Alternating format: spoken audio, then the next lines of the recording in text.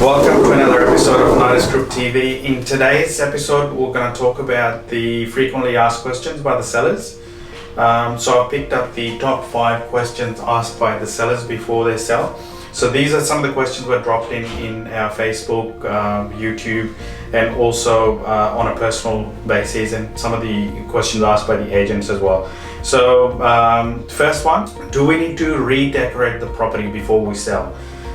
Really depends on the property. So if it's a newly built home, like obviously you can go extra length in terms of adding some decorative material into the property.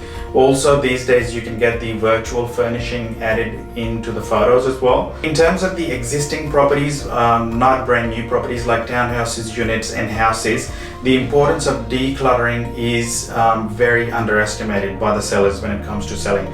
So not necessary that you need to sort of redecorate everything.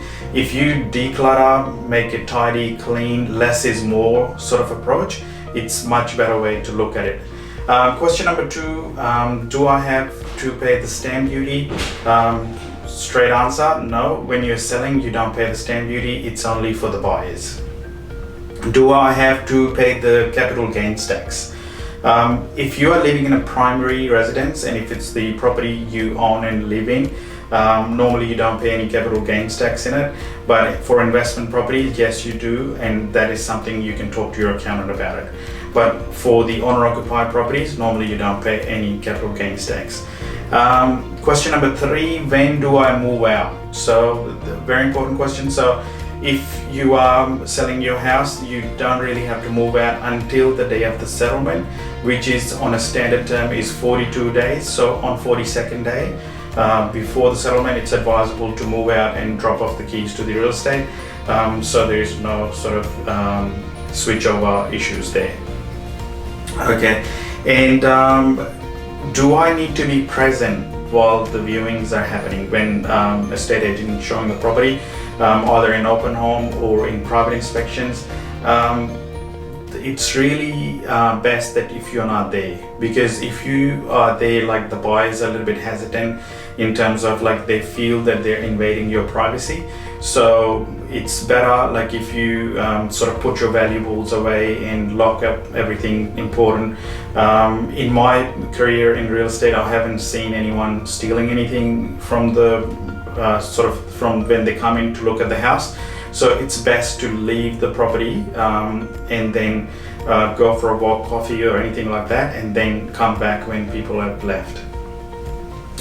What factors impact the price of my home? That's there's no simple answer to that.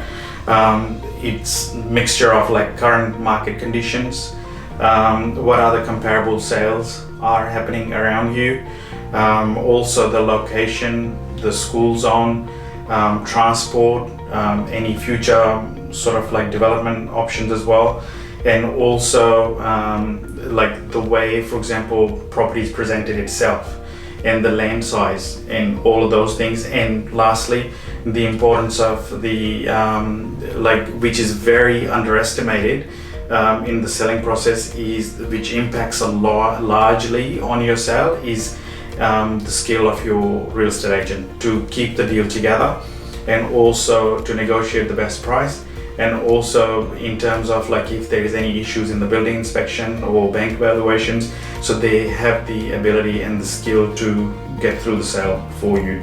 So these are the top 5 questions and the answers to it. Anything else, please put it in the comments again, and we'll see you next week. Thank you very much for watching, and if you haven't, please subscribe to our channel. Thank you.